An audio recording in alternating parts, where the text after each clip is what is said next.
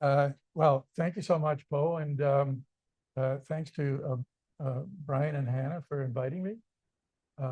It's so good to be back. I've met some old friends already, and that's really good. And I just want to congratulate everybody for keeping this going. Civic Tech Toronto is a great thing. So congratulations to everybody for that. So, by the way, I seem to have a little bit of laryngitis, so I'm sorry. You'll have to put up with that. Okay, so what's a normalized municipal operating budget and why is it better? This might be simpler than you'd think, but we'll see. I'll be interested to get feedback from you. So I'll be going through some design aspects, some examples, and at the end, I'll list what I think are the benefits of a normalized municipal operating budget. So design stuff, very basic. What's a budget? An operating budget is day-to-day revenues and expenses. A capital budget is long-term investments in infrastructure and equipment. Today, I'm just talking about operating budgets, just to be clear about that. So what's a standard operating budget? I'm just going to press OK here to get that. Oops. I think everybody's familiar with this. An operating budget is simply revenues less expenses, which leaves operating surplus. I imagine everybody's familiar with that. Then the surplus is distributed, in the case of municipalities, to internal reserves, principal payments, and capital, and it leaves a zero cash flow balance, which by Ontario regulation is required, which I think is actually a good thing. Anyway, that's a normal budget. The key point about this budget structure is that it's informative. It shows activity in the real world, revenues and expenses, and the resulting changes to the value of the corporation as a result of that activity, which is surplus. Very simple, elegant, useful. Okay, so by contrast, the city's so-called operating budget, I've got terms in quotes here because they're not really exact, but also on a cash basis, it compresses operating budgets into only two categories, revenues and expenditures, also equals zero. I mean, it is compact, but it's distorted and misunderstood. And you can see that certainly compared to a standard budget, it's not informative in a useful way. The change of value to the corporation, the operating surplus is actually buried. You don't actually see that with the Toronto operating budget, and the real world involvement is muddled and it's way overstated, as you'll see in a minute. So in case you haven't noticed, I've got problems with the way the city structures its budget. So this is the key right here. How does Toronto arrive at its presentation? Toronto calls its budget accounting method, which is what creates the content of those categories, the modified cash basis. I think it's oversimplified, simplistic. I think it's inappropriate for huge budgets. But here are the two rules for modified cash basis, and it's dead simple, and you might have trouble accepting the fact that it's dead simple because it's Toronto. But even so, there are exactly and only two rules for categorizing line items in the Toronto budget. One is classify all budget line items that increase cash value as revenue. The other is classify all budget line items that decrease cash value as expenditure. That's it. That's all there is to it. So every operating budget line item is coerced into one of those two categories by this simplistic rule. You can see this very clearly in Toronto's open data operating budget spreadsheet. I've got a link there. And in that spreadsheet, you'll see that any amount with a minus sign in front is classified as a revenue. Any amount with a plus sign in front is classified as an expenditure. I mean, that's all there is to it. It's brainless. It is easy to administer, obviously. No questions yet. Sorry. And it works for straight external revenues and expenses because those are revenues and expenditures. But it has unfortunate side effects, serious side effects. First of all, the internal contributions from reserves are classified as revenues, but they're not. Internal cash transfers aren't revenues or expenses, they're just not. But they're classified as revenues by the state and therefore are conflated with external revenues. Not good. Internal contributions to reserves or capital are classified as expenditures, but they're not. And are therefore conflated with external expenses. And so weirdly, expenditures become both spending and saving. That's weird, right? I'll come back to that. Expense recoveries are incorrectly classified as revenues. There's this thing in the way. How do I get rid of this? Anyway, expense recoveries are incorrectly classified as revenues when they should be offsets to expenses. Revenue discounts are incorrectly classified as expenditures when they should be offsets to revenues. And that's because of this kind of brainless criteria that they have. So one of the things to notice here that numbers 1 and 3 are added to revenues by the city where they don't belong. Items 2 and 4 are added to expenditures by the city where they don't belong. And so the side effect taken together, and I'm not kidding here, is that city budget revenues and expenditures are overstated by literally billions of dollars, billions of dollars. I mean, not useful. So I've got this little black thing, which is preventing me. Okay. So that causes a lot of problems. I've got them listed here. I'm not going to go into them in detail because there isn't time, but I'll come back to some of them. But consider some mind games here to sort of drive home the point. You can actually do this while I'm talking. Say you move $10 from your wallet to your pocket. That's an internal, yeah, he's doing it, at least metaphorically. That's an internal cash transfer, right? Congratulations, by the city's rules, your pocket has just increased your revenue by $10. Good job. If you do it 1,000 times, then you've created $10,000 in revenue. Really good job. Okay, now say you buy a hot dog for $100,000. I mean, who would buy a hot dog for $100,000? But it has a discount of $99,996. So again, congratulations, you've just increased your revenue by $99,996. I mean, that's awesome. Good job. Unfortunately, you've increased your costs by $100,000. I mean, come on. This is not helpful. It's not useful. It's not real. Your cash transfers have no effect, and the hot dog costs you $4, right? That's all we're interested in. That's all that should be recorded. Okay, here's a thought experiment about city variance reports. I mentioned before that transfers to internal transfers to capital to reserves are treated as expenditures because they decrease the cash value. So you've got spending and savings and expenditures, right? So imagine a budget of $1 billion in which you plan to spend $700 million and save the remaining $300 million. Okay, so the actuals come in, spending only comes in at $300 million, but savings now is $700 million. By the city's rules, there has been no budget variance. It's crazy. It's not helpful. The good news is that understanding this, fixing the side effects is actually quite simple. Create a third category called internal cash transfers. So now you have revenues, expenses, and internal cash transfers. And it turns out that internal cash transfers is really the same thing as distribution of surplus. So that works out in terms of standard statements. And secondly, apply discounts and recoveries as offsets to revenues and expenses because that's standard practice, because it makes sense. Please note that this doesn't change any budget line items. I'm not doing any trickery here. I'm just taking existing City of Toronto budget line items and moving them around into different groups and adding them up differently. So that's it. There you go. You've got your normalized budget. Not that complicated.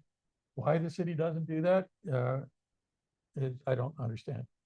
Anyway, so some examples. To show the effects of normalization, I scraped the Appendix 1. You see a sample here from all 52 budgets, 5 minutes. Oh my God, I'm running over. And assembled the data into a table, about 500 records, and applied the normalization principles, plus some taxonomy options. So here's the result. Keep in mind that the city budget is $18.9 billion. So this normalized budget comes up to about $17 billion. Expenses, the revenue expenses, about $15.8 billion, operating surplus, $1.3 billion.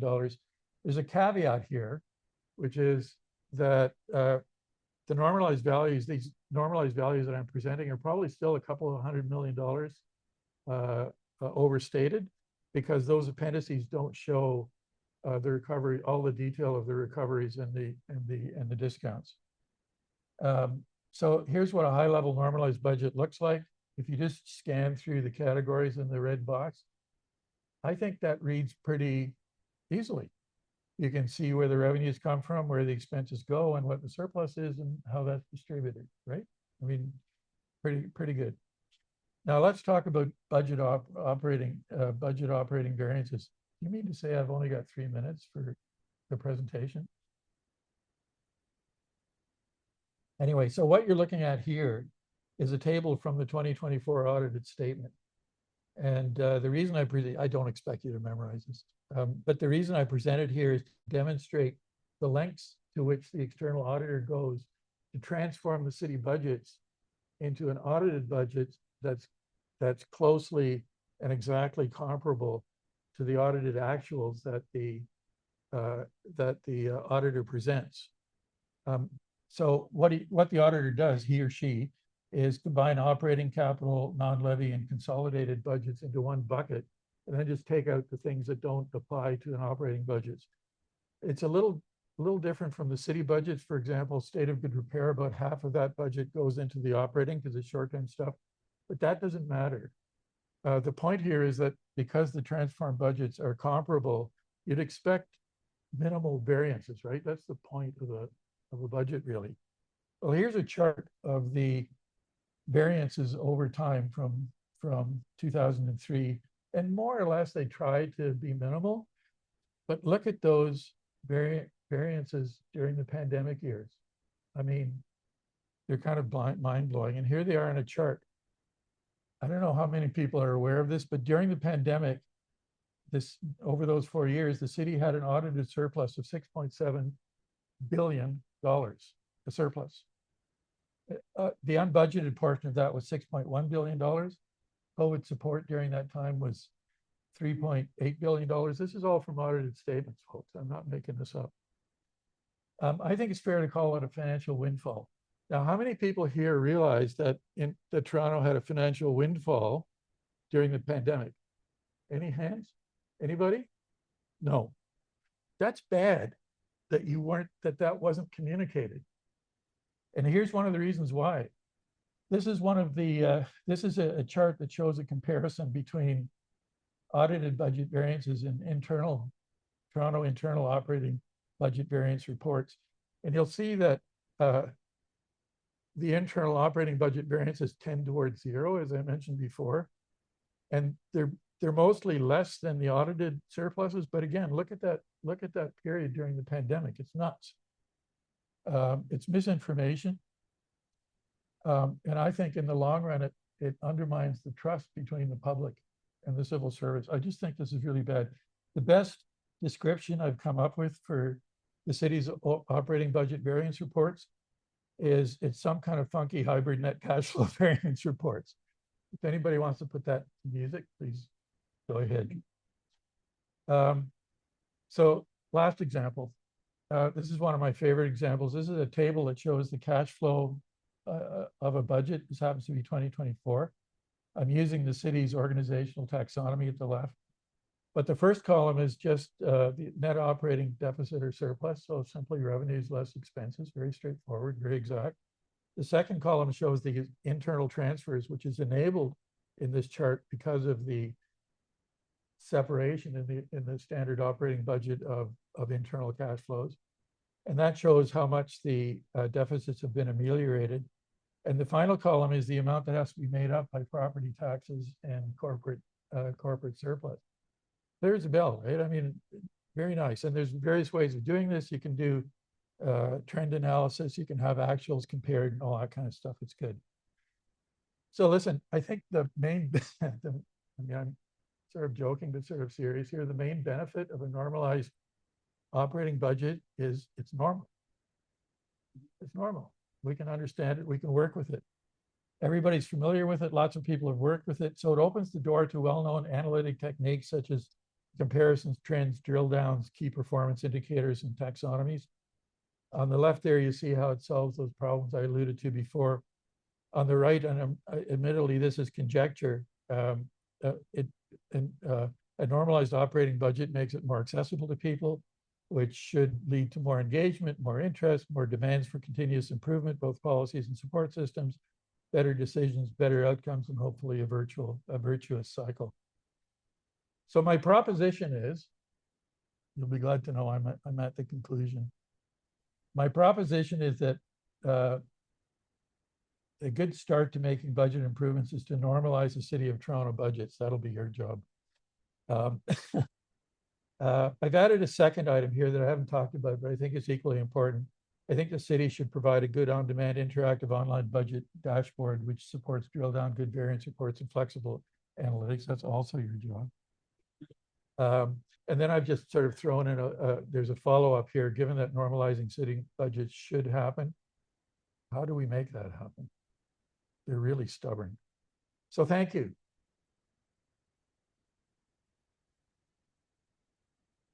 So I'm happy to, oh, I should be standing here. I'm happy to take questions or comments, and then I'll be around for the evening. So I'm happy to continue the discussion. I didn't quite understand the discount analogy for the hot dog. And how does that factor into the normalized thing that you just introduced? How does it factor into what? The normalized thing? The new policy. So the city takes recoveries. It's actually what the hot dog example showed a cost of $100,000, and it's a discount from the vendor's point of view, but it's a recovery from the city's point of view. It's recovering some money. The problem with it is that it adds to expenses of $100,000. It adds to revenues of $99,996, and those things are irrelevant. It's the difference. So what the city does is it puts the cost in expenditures, and it puts the recovery under revenues. It should put the recovery as an offset in the expenses, giving a net of $4.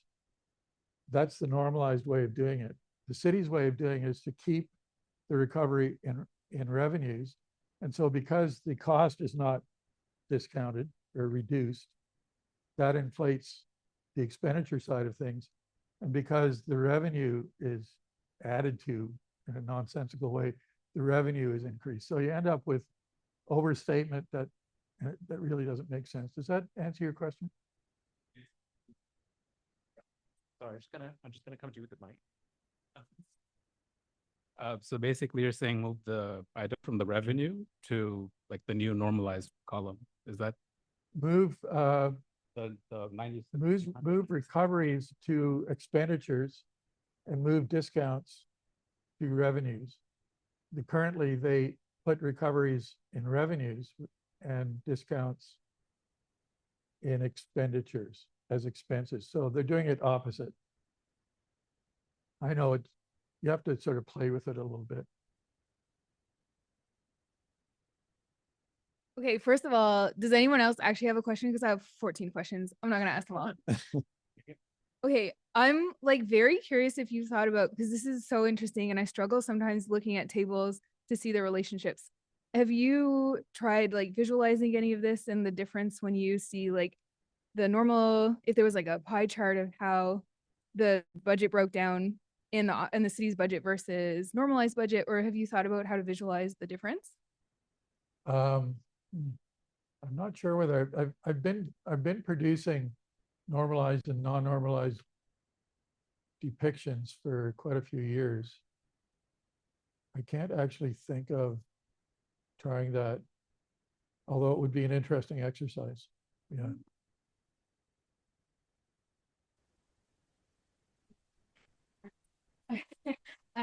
For any other questions, Henrik is going to stick around and right at that table actually. So, make your way there and have a full-on discussion. Well, thank you so much. A round of applause again. Thank you.